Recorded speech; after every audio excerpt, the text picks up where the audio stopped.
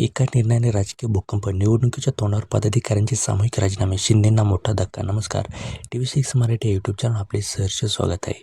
राज्यात स्थानिक स्वराज्य संस्थांच्या निवडणुकांची रणधुमाळी सुरू असतानाच फोडाफोडीच्या राजकारणात उतरलेला आहे. यात रायगड जिल्ह्यात उपमुख्यमंत्री एकनाथ शिंदे यांच्या शिवसेनेला मोठा धक्का बसलेला आहे. उरण विधानसभा जिल्हाप्रमुख अतुल भगत यांना पदावरून हटवल्याने अनेक पदाधिकारी व कार्यकर्त्यांनी सामूहिक राजीनामे देत संताप व्यक्त केलेला आहे.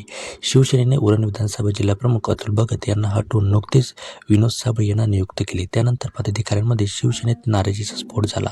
येथे उरण तालुका प्रमुख दीपक ठाकूर, पनवेल तालुका प्रमुख रघुवीर पाटील यांच्यासह तब्बल 33 पदाधिकाऱ्यांनी सामूहिक राजीनामे दिलेले आहेत. नुकतीच उरण नगरपरिषदेची निवडणूक पार पडली असून जिल्ह्यातील महानगरपालिका, जिल्हा परिषद आणि पंचायत समित्यांच्या निवडणुकांची प्रतीक्षा राजकीय पक्षांना लागलेली आहे. त्यासाठी जोरदार तयारी केली जात आहे. अशातच येथे झालेल्या राजकीय उलथापालथीमुळे प्रचंड संताप व्यक्त केला जात आहे.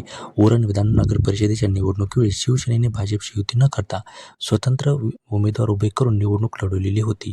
त्यावेळी प्रचारात एकमेकांनी जोरदार टिप्पणी केलेली होती. त्यामुळे वरिष्ठ पातळीवर युतीमध्ये तणाव निर्माण झाला होता. याबाबत भाजप श्रेष्ठींनी शिवसेनेच्या वरिष्ठांकडे तक्रार केल्याचे सांगितले जात आहे. अशातच अतुल भगत यांना पदावरून हटवण्यात आलेले होते. त्यामुळे शिवसेनेतील पक्षांतर्गत वाद चव्हाट्यावर आलेला होता. पक्षवाढीसाठी मेहनत घेणाऱ्या पदाधिकाऱ्यांना डावलून बाहेरून आलेल्या नियुक्ती केल्याचा आरोप पदाधिकाऱ्यांनी केलेला आहे. याचबरोबर या पदाधिकाऱ्यांनी आमदार महेंद्र थोरवे यांच्यावर मनमानी आणि एकाधिकारशाही केल्याचा आरोप देखील केलेला आहे. थोरवे यांनीच विनोद साबळे यांची प्रभारी जिल्हाप्रमुखपदी नियुक्ती केली होती. यावेळी थोरवे यांनी स्थानिक पदाधिकाऱ्यांची बाजू ऐकून घेतली नाही, उलट परस्पर नियुक्ती करण्याचा निर्णय घेतला, ज्यानंतर इथली पदाधिकाऱ्यांमध्ये नाराजी उमटलेली होती. एकीकडे एकनाथ शिंदे यांनी विविध जिल्ह्यांमधील इतर पक्षीय नेत्यांचा पक्षप्रवेशाचा धडाका लावला असताना दुसरीकडे पक्षातील पदाधिकारी नाराज होताना दिसत आहे. फक्त नाराजीच नाही तर राजीनामा देत आहेत.